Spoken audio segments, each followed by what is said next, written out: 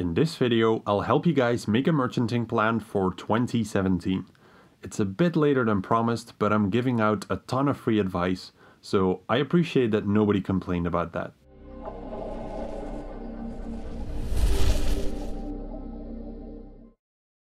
Hey guys, it's Divine from merch.com. You may be wondering why the hell I'm doing this, why I would help others make better investments and earn more money if I merchant every day. What's the catch? Well, you could ask that about the channel as a whole anyways. Why bother making any of the videos and help other people with their merchanting? Now, while it works as marketing for merch and it helps us grow the site, the truth alongside this is that merchanting became boring to me over the last year.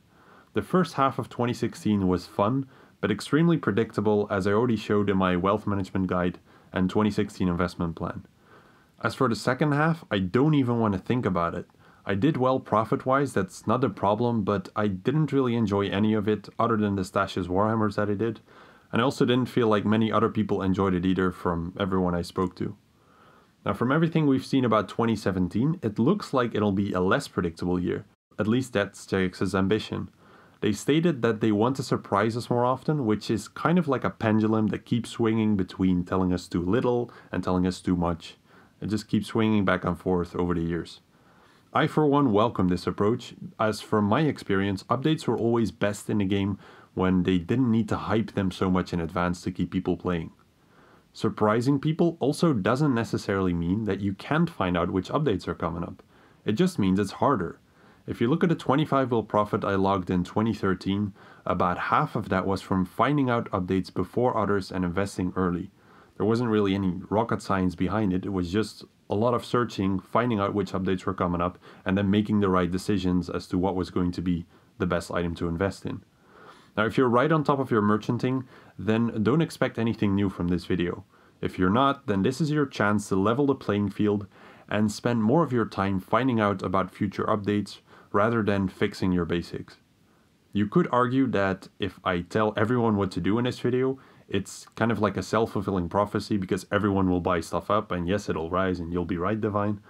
But I don't think enough people watch my videos to have that large of an impact, so I'm personally not too worried about that. In the end, everyone will end up doing what they want to anyways, and they might follow one or two pieces of advice and ignore all the rest.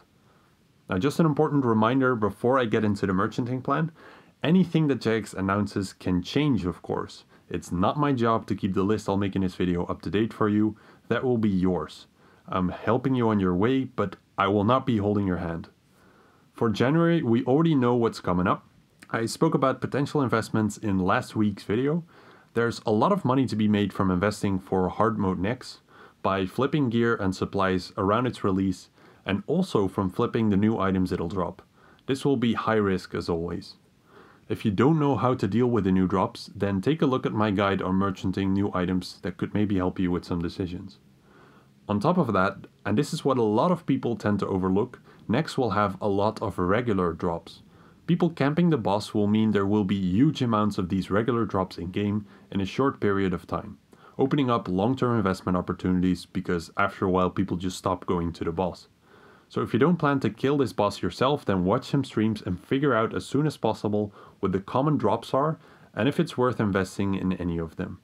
Be careful that they aren't doubles of already heavily stocked items for bonus XP weekend, or you will get your ass kicked by people dumping their investments on top of the oversupply from next. Moving on to February. I think the theme of the month is a good idea, but the thing is, I'm fairly sure that the teams have far more ideas than they'll ever have time for. So I don't expect that much to be taken from Reddit as they mention here, other than a few things with substantial support. I put the link to this topic in the video description if you want to check it out. Since they only have 1 month and most of the year has already been planned out, don't expect anything huge from this theme month, but do keep an eye out for interesting opportunities and things that get a lot of support on Reddit. The quests that I mentioned can be ignored, so we can move on to the augmentable tools for smithing and fire making. These were actually already created like half a year ago. I'm not sure why they waited so long to release them. The tools itself, like those won't bring you any profit, but what could be really interesting is trying to find out what uncommon or rare components you will need for the new perks that come with this update. You can then short-term invest in those items that you need to disassemble to get these components, which could be some really easy profit for you. The bonus XP weekend is coming out in February as well, which people have been stocking up for since basically the last bonus XP weekend. If you didn't already invest, don't bother, just do some flips around the weekend. A lot of things will also crash pretty low as people try to sell them off, so it's easy profit for the patient people. While Jagex moves on to June for some reason, I'll continue with March here. We'll see the small updates created in February get rolled out in March and maybe some in April still, so keep an eye out on those.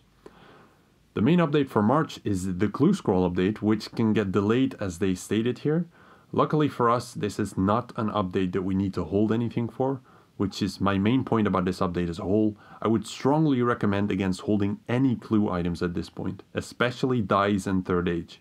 The update will release a whole lot of new items, and if it goes as expected, then there will be a lot of garbage that will drop in price quickly. If they outdo themselves, then most items are actually going to be useful and interesting, and this is going to be an absolute feast for merchants. Make sure to have a lot of cash on your hands when this update comes around, or have it in items you can quickly sell off in case you see anything interesting. The achievement system is nothing merchanting related and will probably come out in April or May. Shattered Worlds should be either of those months as well. My guess is May, but it doesn't really matter, at least in my eyes. I think it's an update that's really likely to flop. I hope that won't be the case. I hope it'll be a pleasant surprise instead. I just don't expect there to be a whole lot of profit to be made from it, or a whole lot of interest. In which case there may be a lot more interest in rares around this time if Shattered Worlds doesn't really work out. So make sure to re-evaluate this part closer to the update, as we don't really know that much about Shattered Worlds right now, other than a pretty vague explanation which not that many people get excited about. Then we'll probably get those Spring Fair rares that Jagex will inevitably release. I really hope that we don't get another 20 junk tokens or parasols or flowers or whatever they come up with this time. If they insist on releasing anything discontinued, they should stick with one item to keep it meaningful. The quest shouldn't be merchanting related as usual. Their plans to revive some of the daily events do have an impact, but only at a macro level.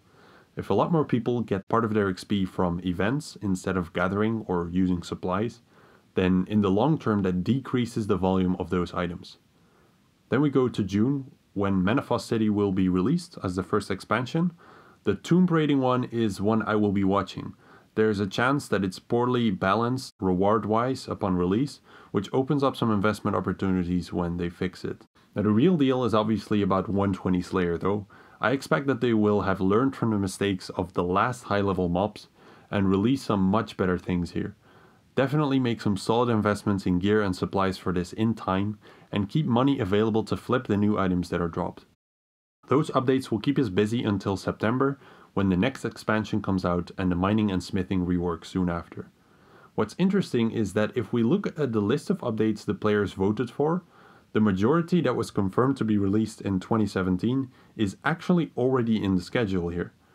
Things without an impact on merchanting that we can still expect are the bank rework, the weather system, and an Elder God quest. It's possible that these are surprises in other months earlier in the year, but if we consider how full those already are, I wouldn't count on it.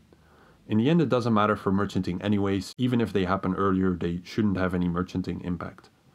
Now there's too much uncertainty in the second half of the year at this point, and chances are that they were overshooting like in the first half of 2016, and things will get delayed or cancelled towards the end of the year. It'll be up to you to continue your investment plan in time when there is more information. At this point, we can still speculate about what the next expansions may be. Doesn't really matter for merchanting, but maybe you guys are interested in it.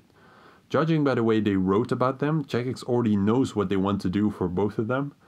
These don't necessarily need to be large areas according to them, but probably at least one of the two is going to be a large area. Now I think that the likely candidates are Fossil Island, the Underwater City, Abena, which is the Aviancy or Armadale world, and maybe the next part of the Eastern Lands, which is the Skull region. I find it highly unlikely though, since nobody has asked about that while the others have been talked about for years. In the very best case, then one of the expansions will be Invention Batch 2, which they actually never delivered. That would be really nice to see, but we'll see how it works out. That's it for 2017 so far. If I quickly recap this, then we have gear and supplies in January with a lot of flipping around next hard mode, which will carry on throughout February. Most people will have sold off their bonus XP weekend investments before the weekend, and there's still a chance for you to do some short-term investments with stuff that crashed. Then we should have a bit of a gap until the clue update, where a lot of people will be trying to find out where to put their money. If you want to play it safe, then just keep flipping and short-term investing and don't commit to anything big.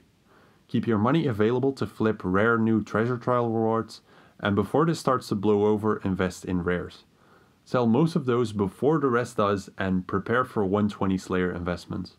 I say most because there is a chance that nothing substantial will happen with the Menaphos expansion, in which case you still want to be on board with rares for the next few months, if not that much happens merchanting wise.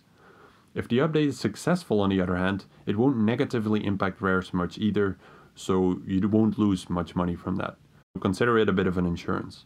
For the rest of the year, make sure to keep updating your list as you find out more news about upcoming updates. As you can imagine, at this point, there isn't much of a hidden agenda here. Investing in all of these updates before everyone else doesn't really work out, as the prices probably won't be attractive. This is likely most of the path I'll be following myself, which puts it down to good execution to out-earn everyone else. This is probably the most investment advice I have ever given away in a video, so use the information well. If you make any substantial profit because of my help in here, then make sure to let me know so I'll know if it was worth doing and perhaps repeat a video like this in the future. One more thing I mentioned in the 2016 video as well, if you have personal goals where you need to spend money, then plan those during the dead times when you can't make much profit for major investments. Don't blow your money around the times when you can use it to make a lot of profit. So that's it. Good luck to all of you, and I'll see you all again soon for another video.